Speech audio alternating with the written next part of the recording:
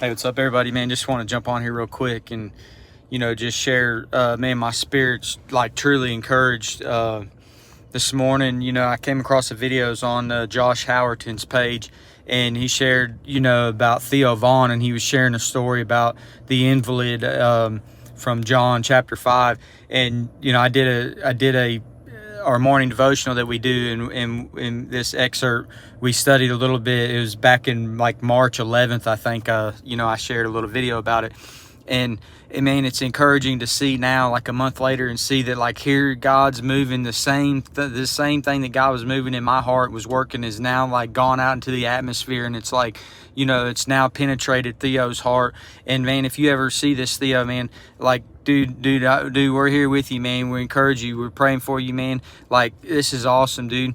Like, the word's just going around, the gospel's going around, the gospel's being shared, it's being spread. God's reaching people's hearts. He's touching their hearts to the core, and that message of the invalid is so powerful. And it's like, you can pronounce that two different ways, invalid or invalid, and it's like, so many times we look on those people like, oh, they're the invalid, he's invalid. No one's invalid in the eyes of God.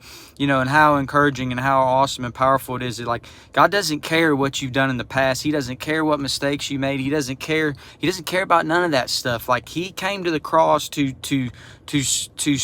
save and redeem you from that once and for all. The choice is just within us, and Josh shared, it was cool about how he was sharing this, just the theological masterclass that he was given, that, was inside of, his heart, that, walking through the garden, and when sin came upon, the first sin of Adam, and, we're all under that, and then redemption comes, and we all have that choice, and we come through this life, and we can be redeemed by the saving grace, of Christ on that cross. And you can experience true life. We've all gone astray. We've all done things in the past. We've done things that we're not ashamed of, that we are ashamed of, that we're not proud of, that we wish we could take back, or whatever it may be. But the good news is the gospel message. The good news of Christ is that he came to heal that. He came to forgive that once and for all. If you believe on him in your heart, that he's the Lord, that he's come to save you, that he's the Savior of your life, and he will heal you, he will save you. And he told that do you want to be healed?